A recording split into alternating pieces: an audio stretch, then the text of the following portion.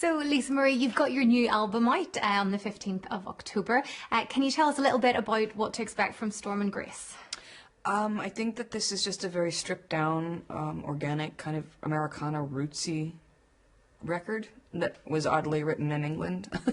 The entirety, my previous records are a little more sort of harder and rock oriented and overproduced, and this is very, very organic and stripped down. T-Bone Burnett produced it, and I wrote with Richard Hawley and Ed Harcourt, Sasha Skarbek, Fran Healy from Travis. I spent 9 months in England writing it.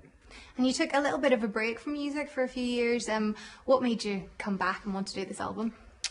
I think that just moving to England and having a whole new perspective and a new, just experimenting with different writers and having lots of freedom to write inspired me to do it finally, because I was kind of not very inspired after the second album I put out, and the circumstances around it, and a lot of things in my life changed, and I just needed to sort of get away as far as I could. And coming here, I found a new inspiration. And you've been working with a whole new team, so did you leave then the old one behind? What were the reasons for that? I left the old everything behind just because I had too many, I was just in a situation that wasn't good. Lots of situations that wasn't good, surrounded by people that weren't what I thought. So in that process, I kind of deconstructed my life and got rid of everybody. And my husband and I just kind of handled everything ourselves, and just another, learning process in life that you have to go through. So we just moved over here alone and sort of set up shop and made friends and started writing leisurely. And then I just went, we went pretty strong. And I just fell in love with England at the time. And then we sold everything and moved here. And you enjoying living here? Hold a second, sorry guys. Jump in. It's a hair. Just one. One hair. I hate that. That happened to me on Oprah once. She finally reached her hand over and flattened it out. You'd rather that though than they didn't tell you and they'd be like, why didn't you? Ready to go again? So you enjoy living over here in England then? I do. I love it. I really love it. It's just really charming and quality of life that I've never known before. And people are really real and simple and sweet and respectful, and I just found it to be really enriching. The ironic thing is, actually listening to the album, it has kind of like a Southern American bluesy feel, yet you voted over here. Do you think that's just because that's your background and that's the type of music that I guess your heart's in?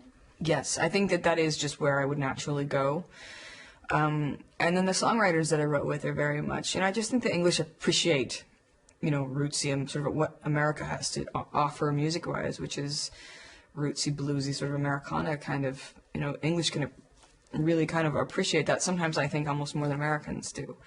So the union between me and what I bring to the table and where I come from, and that with the songwriters who love music, I think it was just a really natural evolution that happened and union. It was a natural progression. It wasn't contrived at all. And you've got the new single as well, You Ain't Seen Nothing Yet. Why did you choose it as your first single off the album? Well, the label chooses those things, but I will say that it kind of definitely is a song that shows there's a completely different direction going on. And it does kind of give a sample of what that is. Do you have a favorite song on the album? I do. It's called Soften the Blows. And I wrote it with Ed Harcourt, and it's just one of those songs that I was feeling pretty vulnerable about life and trying to figure things out, and I felt like I captured how I felt really well in the phrasing on that one. And talking about performing then, are you planning on maybe doing a tour with this album? I toured the U.S. already, then I'm here. We played Ronnie Scott's here. I played at Black's last night with Ed Harcourt, which was fun.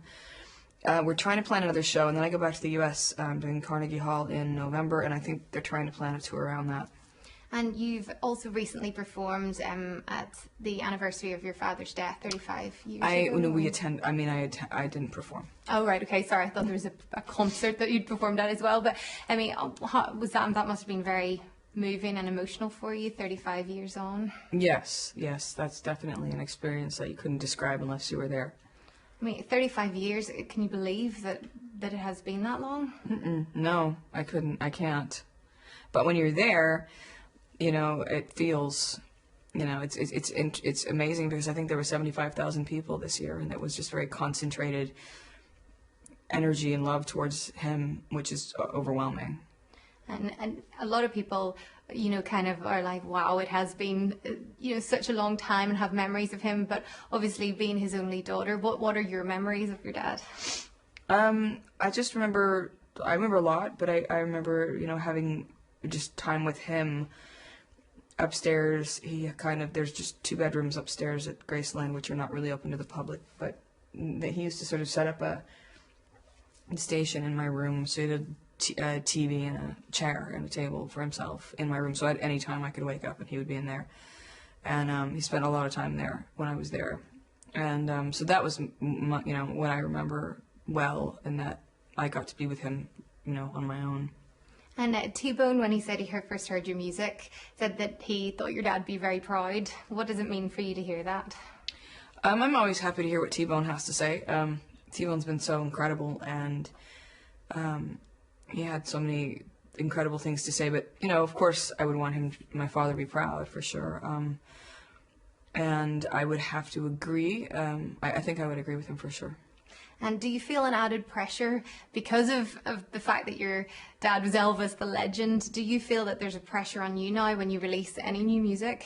There's always that pressure. People think, oh, you have it easy, and you love it, but you actually have more people wanting to gun you down as well. As much as you have opportunity, you have people comparing you, and And for me, I'm a singer-songwriter. If I wasn't connected to that, it would be a lot easier, obviously, but I am. That's what I bring to the table. So there is people that are going to be just like, oh, you don't sing like him.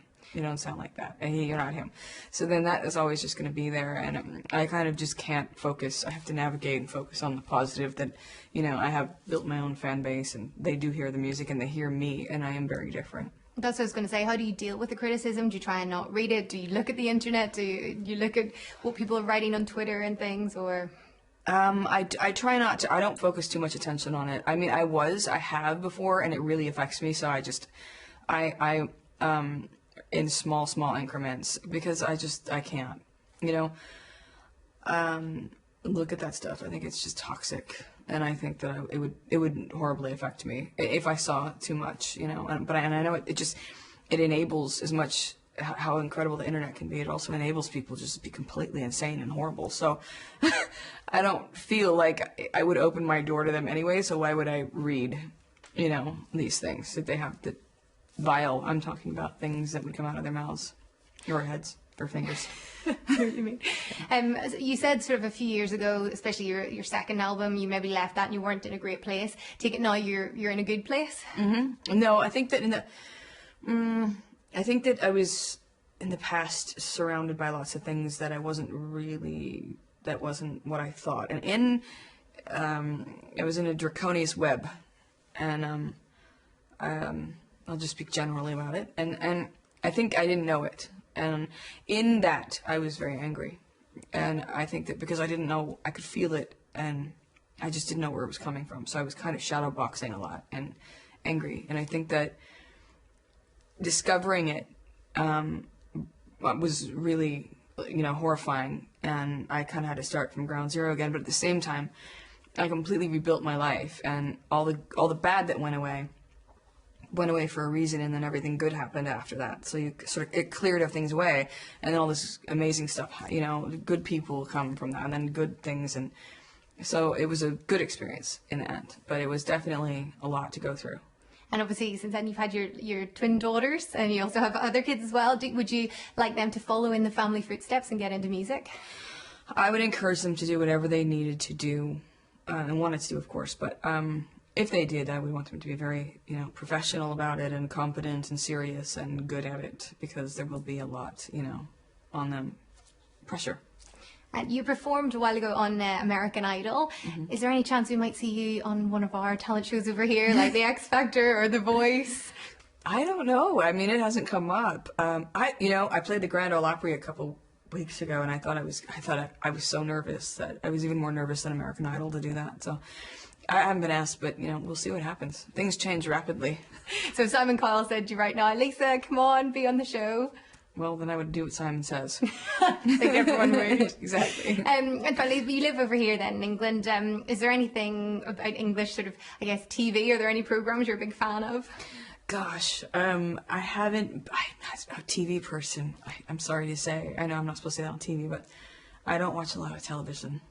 What about the music then? Are there any British artists that inspire you? My husband is the crazy English lover, muso lover. I mean, he's the one that introduces me to everything. In fact, he's the one that got me with Richard Hawley.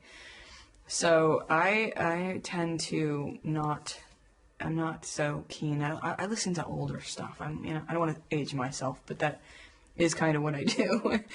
Brilliant. Well, thank you very much. I think my time's just about running up, but thank you. Lovely to meet you. And so do you plan on doing more music then after this album? We expect to see a lot more from you? Oh, I would do it, yes, for the rest of my life if I could. I would love to. It's my favorite thing to do.